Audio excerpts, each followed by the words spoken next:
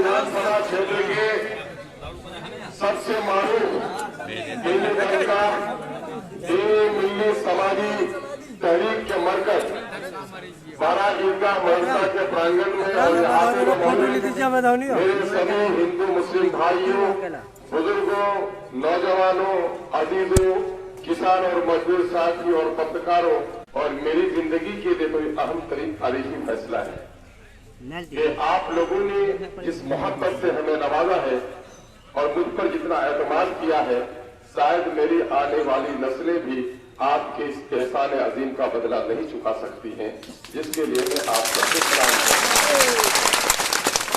हम अपने यहाँ के अजीज दोस्तों का बड़ा मशहूर हो, चाहे भाई जलालुद्दीन साहब हो, भाई जनाबे अफसार आलम साहब हो, भाई जनाबे मुजफ्फर साहब हो, शाकिर भाई हो, और यहाँ हमारे दोस्तों की बड़ी जमात है, हमारे बुजुर्ग उस्ताद जनाबे मौलाना मोइनुद्दीन साहब हो, इस मदरसे के सदरुल मुदर्रिसीन साहब हो, या फिर जनाब भाई मंसूर साहब हो, इन तमाम तो लोगों के भी हम बड़े ममनून और मशकूर हैं कि इन लोगों ने हमें बड़ा सहारा दिया। खुदा के वास्ते उधर बात मत कीजिए, खुदा के वास्ते बात उधर मत कीजिए। मैं इस वक्त एक मजबूरी थी, रिजल्ट होने के फौरन बाद सदर मकाम से हैदराबाद से हुक्म आया कि 5 विधायक की वहां पर हाजिरी हो, ताकि मौजूदा वक्त बिहार के सूरत हाल पर कोई फैसला लेने से कबल तमाम कर नौ मुंतखब अराकीन से मशवरा किया जाए। और पार्टियों में चूंकि डिक्टेटरशिप है और पार्टियों में एमएलए को कोई पूछता नहीं है, उनका आका जो फैसला कर लेता है गुलाम मान लेता है। लेकिन मजलिस इत्तेहाद मुस्लिमीन का अपना शिवा यह है कि मजलिस मशवरे पर अमल करने वाली जमात है। इस वजह से जनाब बैरिस्टर सऊद अवैसी साहब ने कोई फैसला लेने से पहले तमाम और अमोर वैसा के साथियों, आप यहाँ हमको जिताए, लेकिन मैं आपको खुशखबरी दे दूं कि जो बच्चे, जो नौजवान, जो उलमा, जो हिंदू मुस्लिम मजदूर साथी हैदराबाद में काम कर रहे हैं, उनका दिल हैदराबाद में चौड़ा हो गया है, उनका सीना चौड़ा हो गया है, उन्हें वहां बड़ी इज्जत से नवाजा है। मैं इस इलाके के लिए नया आदमी हूं और जैसा कि मेरे मुतालिक आप लोगों को कहा गया है कि मैं परदेसी भी हूं, लेकिन मैं अल्लाह रब्बुल से दुआ करता हूं कि इस इल्जाम को मैं गलत साबित करके दिखाऊं।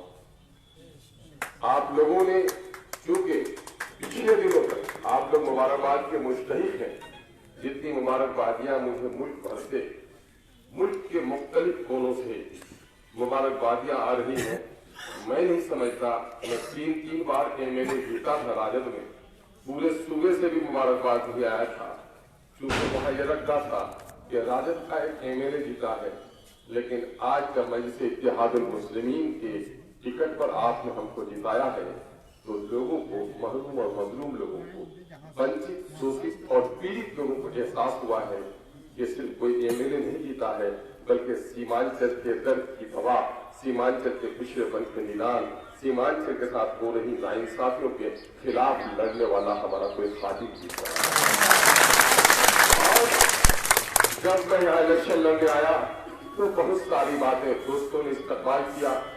41 पंचायत से लोगों ने मुख्तलिफ बार जाकर मुझे यकीन दिलाया, मेरे घर पर जाकर लोगों ने हाजिरी नहीं दी, बल्कि मुझ पर ऑर्डर किया, हुक्म किया, आदेश दिया कि तुमको एमपी का इलेक्शन लड़े थे, हमने तुमको 52,000 वोट दिया है, हमारी लाज रखो और तुमको अमोर वैसा से इलेक्शन लड़ना है।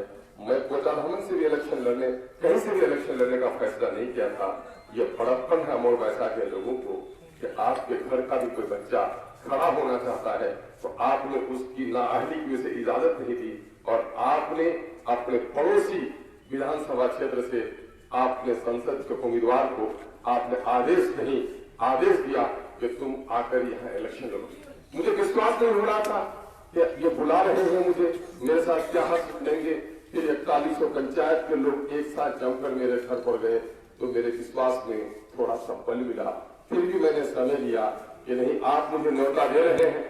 अबरार साहब भी गए थे, यहाँ भाई मुकर्रम साहब, साहिब साहब, ये लोग भी अच्छे तरह से गए थे। मैंने कहा मनोवे भी गए थे, तालीब भी गए थे। मैंने कहा कि अच्छा आप लोग हमें थोड़ा समय दीजिए। मैंने इलाके का सर्वे कराया, लोगों से पूछा क्या मुझे आना चाहिए। मैं जहां जहां गया बेशतर जगहों पर 1-2% लोगों को छोड़कर लगभग 90% से ज्यादा लोगों ने कहा नहीं साहब आप निर्भय होकर आकर यहाँ इलेक्शन करिए। मैंने कहा कि साहब आपके यहाँ इलेक्शन तो मुद्दों पर नहीं होता, सड़क, बिजली, पुल, हॉस्पिटल, रोजगार इसके नाम पर नहीं होता, आपके यहाँ तो बिरादरी के नाम पर होता है। मुझे बूढ़ों ने विश्वास दिलाया, हमारे उलमा ने विश्वास दिलाया, पंडितों ने विश्वास दिलाया, हिंदू मुस्लिम सब साथियों ने दिलाया कि नहीं वो जमाना गया है। हम जो ये बिरादरी का झगड़ा है, ये जो असबियत की सड़ी हुई लाश है, अख्तरुल ईमान दुनिया से इलेक्शन लड़ो, इस सड़ी हुई लाश ने बड़ी बदबू फैलाई है। हमारे समाज को आज जो निकम्मा किया है, ये कुल्हिया और सुजापुरी के झगड़ों ने हमारी नस्लों को बर्बाद किया है। इस सड़े हुए लाश को हम दफनाने का वादा करते हैं, तुम आओ उसको आप तमाम पर हम अपने उलमा के बड़े ममनून मशकूर हैं कि हमारे उलमा ने इस गलत रीत को जातिवाद, क्षेत्रवाद, भाषावाद, नस्लवाद अच्छे समाज की चीज नहीं है। जिस समाज में भी ये चीजें आगे बढ़ी हैं, उस समाज में अन्याय बढ़ा है, नाइंसाफी बढ़ी है, वो समाज तबाही का शिकार हुआ है। और आप तमाम पर लोगों ने कल जो भौतिक लक्ष्य आपका, जो मादी तरक्की है, पूरी पुलिया सड़कों की तामीर है, ये काम तो कल का होगा दोस्तों। लेकिन मैं समझता हूँ आपने एक बड़ी सफलता पाई है। वो सफलता ये है कि बिरादरी के और जाति के झगड़ों को खत्म करके आपने सीमांचल की तरक्की का झंडा उठाया है। हम आपको विश्वास यकीन दिलाते हैं कि अख्तरुल ईमान को आप अपना खालिद पाएंगे। मैं अपने तमाम लोगों से, जिन लोगों ने मेरा सहयोग किया है, समर्थन किया है, मैं बड़ा इब्तिदा के लोगों आपको मुबारकबाद देता हूँ कि हमारे कारकुनों को लोगों ने पिछली बार लोगों ने पत्थर फेंके, उन पर हाथ चलाए लोगों ने, लेकिन बड़ा इब्तिदा के लोगों ने सराफत के दामन से अपना रिश्ता नहीं तोड़ा। चाहते तो बड़ा इब्तिदा का बच्चा पीटा गया था, बरोट्टा का बच्चा पीटा गया, चाहते तो उसका बदला ले सकते थे, लेकिन बड़ा इब्तिदा के लोगों आपने इंसाफ करने का दूसरा तरीका अपनाया। मैंने मुकदमा भी नहीं किया, बल्कि मैंने बड़ा इब्तिदा का प्रेस कॉन्फ्रेंस किया था कि भाई सबसे पहला मामला तो ये है कि मैं अपने खुदा के हवाले ये मामला करता हूँ, और दूसरा मामला यह है कि जनता की अदालत में मुकदमा करता हूँ, असल फैसला आप करेंगे। और आपको जो फैसला किया है कि जिन्होंने हमारे लोगों पर हाथ उठाए थे, उसका बाजू आपने मरोड़ कर रख दिया है। मैंने देखा दीवाने लोगों की कुछ बातें आ रही थी कि साहब देखिए नेता जी था आपका, भाग गया है यहाँ से बिरयानी खाने के लिए, मैं घर का बेटा हूँ, मैं आपके घर में रहता हूँ।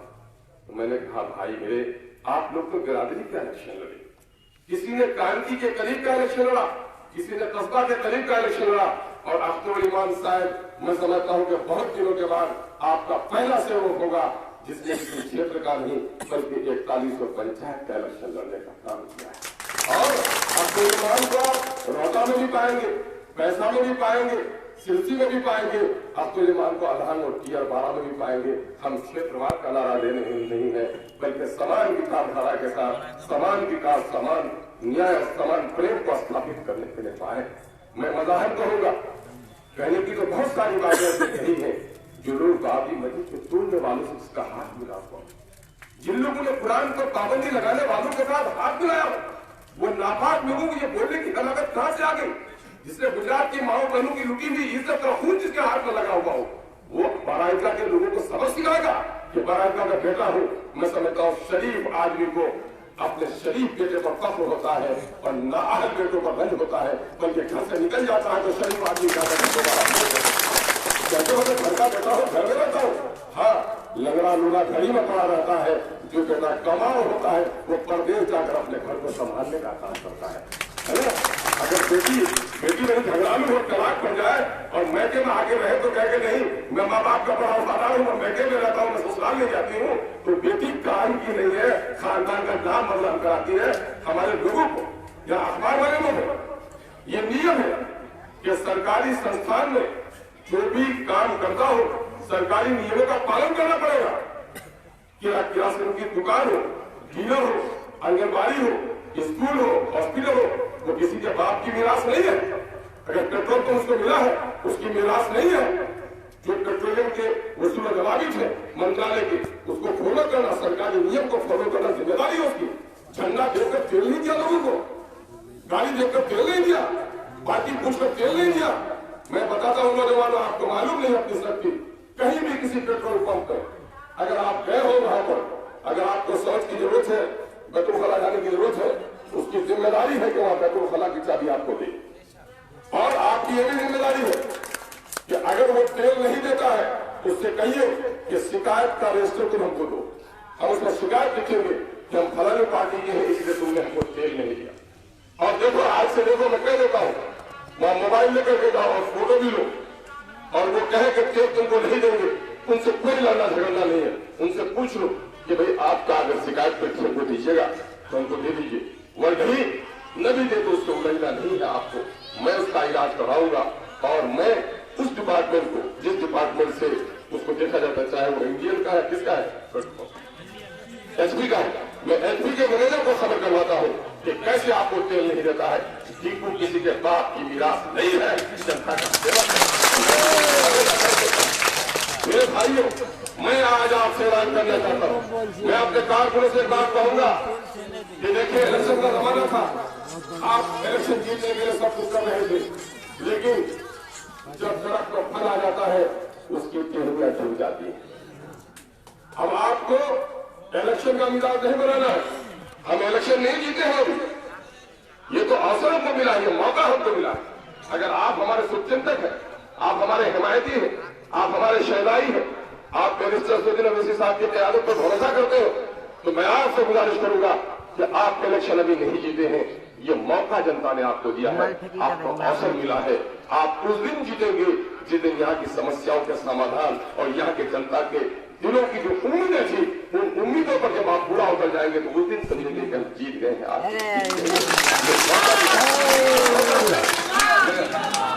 मैं आपको कहूंगा, पटाखे मत छोड़िए, किसी को चिढ़ाइए मत, नारे मत लगाइए, अब आप गंभीर हो जाइए। मैं आपको यकीन दिलाता हूं कि जिन लोगों ने मुझे वोट नहीं दिया है, मैं उसका भी सेवक, मैं उसका भी खादी, और जिन्होंने वोट दिया है मैं उसका भी खादी। सूरज निकलता है तो अल्लाह को जो गालियां देता है उसके घरों को भी रोशनी देता है, जो ईश्वर की पूजा नहीं करता है उसके घरों में भी प्रकाश पहुंचाता है ईश्वर। अगर किसी ने हमको वोट नहीं दिया है तो हमारा दुश्मन नहीं है, मुमकिन है वह हमें समझ नहीं सका, हमें अपने आचरण से, अपने सेवा से उसके घर तक पहुंचना है, उसकी समस्याओं का समाधान करना है। मेरे भाइयों, कल कयामत में मर जाता बगैर एमएलए रहेंगे तो मेरी कुर्सी से फर्क की होती, लेकिन अब मैं मरूंगा तो मुझे अमोल वैसा के एमएलए की हैसियत से कब्र में मेरा साथ दिया जाएगा। वहां ये नहीं पूछा जाएगा कि तुमने जिसका वोट दिया था तुमने उसका काम किया, बल्कि जिसने वोट नहीं दिया है, जिसने हमें गालियां दी है, हमें उसका भी काम करना है। इस बात का ख्याल आपको रखना है। इंसान को अपने आखिरत को नहीं भूलना चाहिए, आखिरत को नहीं भूलना चाहिए। शोहरत, इज्जत, दौलत वक्ती चीजें हैं, बादशाह को भी मिट्टी में जाना है, वक्त के डाकू और जालिम को भी मिट्टी में जाना है। असल हिसाब हमारा वहां होना है। हमारे हर एक कदम पर इसका एहसास रहे कि ये हमारे बाप की बपोती नहीं है, हम नवाब बनकर नहीं आए, बल्कि 5 साल की मुद्दत गुजरते हुए देर नहीं लगती। कल आप जीतेंगे या हारेंगे, कल आपका फैसला होगा। ये 5 साल आपका गुजरे इंसाफ के साथ गुजरे, न्याय के साथ गुजरे, प्रेम के साथ गुजरे, सद्भावना के साथ गुजरे। हमारे हिंदू भाइयों को बहुत सारे लोगों ने कहा अवैसी जीत जाएगा तो देखोगे। मैंने कहा कि हिंदू दोस्तों, मुझे आज भी खबर दिया, हमको दलमालपुर में एक बस्ती में गए थे, वहां हिंदू भाइयों की बस्ती थी, और बोला कि एक तो भी वहां पर मुसलमान, उस बुद्ध में एक नाम मुसलमान का नहीं है, केरिया। और आज ये खबर दिया कि वहां लगभग 40-45 वोट आपको मिला है। तो मैंने कहा कि लोगों, अगर मुझे विश्वास किया है तो वो 40-45 लोगों के विश्वास से हम उस गांव के 4000 लोगों तक अपना विश्वास स्थापित करने का प्रयास करेंगे। आप डॉक्टर का मजहब नहीं पूछते, आप ड्राइवर का मजहब नहीं पूछते, लेकिन राजनीति में आकर धर्म पूछने लगते हैं, मजहब पूछने लगते हैं, लोगों इससे बड़ा नुकसान होता है। मैं अपने भाइयों से, क्योंकि उनका कुसुम नहीं है, समाज में लोगों ने क्षेत्रवाद का नारा दिया, समाज में लोगों ने हिंदू मुसलमानों का नारा दिया। मुझ पर भी लोग कहते हैं कि सब आपकी पार्टी का नाम तो इत्तेहाद मुस्लिमीन है। मैंने कहा ये पार्टी का जन्म भी थी, वहां मुसलमानों की कोई अच्छी लीडरशिप नहीं थी, मजलूम जो लोग थे। असल हमारी पार्टी मजलूमीन की पार्टी, जो लोग शोषित थे, जो लोग पीड़ित हैं, जो लोग वंचित हैं, जिनके साथ अनदेखी की गई है, ऐसे तमाम तर लोगों की हम आवाज बनना चाहते हैं। मेरे भाइयों, अगर इस क्षेत्र में अल्पसंख्यक समुदाय के तौर पर हिंदू भाई हमारे हैं और पूरे देश में हम कम तादाद में हैं, तो आप चाहते हैं कि हिंदुस्तान में अगर अमन के साथ मुसलमान रहे, हम और वैसा के लोगों यहाँ भी हिंदू भाइयों के साथ प्रेम के लिए अपना हाथ बढ़ाना पड़ेगा।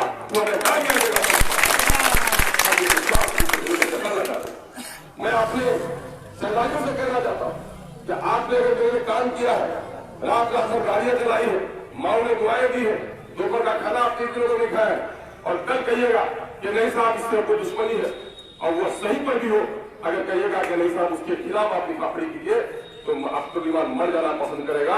छोड़ देना। 70 बार ऐसी राजनीति को मैं तलाक देता हूँ जो राजनीति हमारे आखिर को तबाह बर्बाद कर।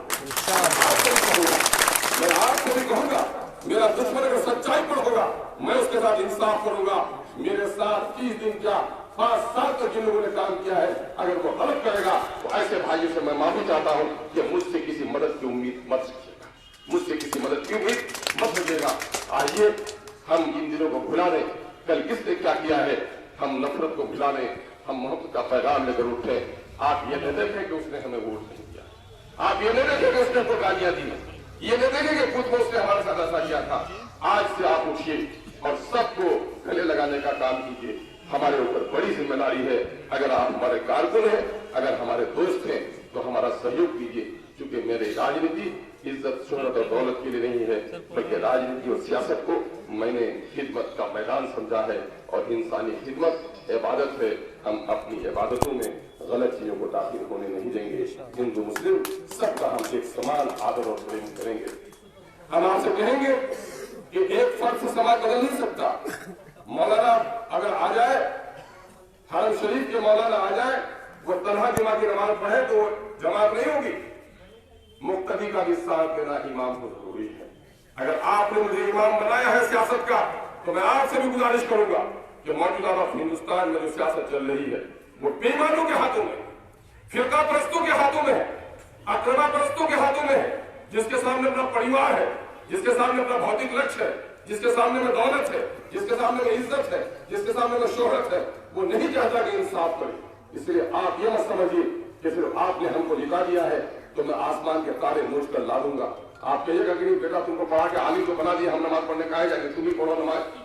तो बेटे के जिस बेटे को आपने जन्म दिया है उसके नमाज से भी बाप के नमाज की अदायगी नहीं होगी। मैं आपसे कहूंगा, आप लोकतंत्र में जीते। लोकतंत्र में 2 चीज बड़ी अहम है।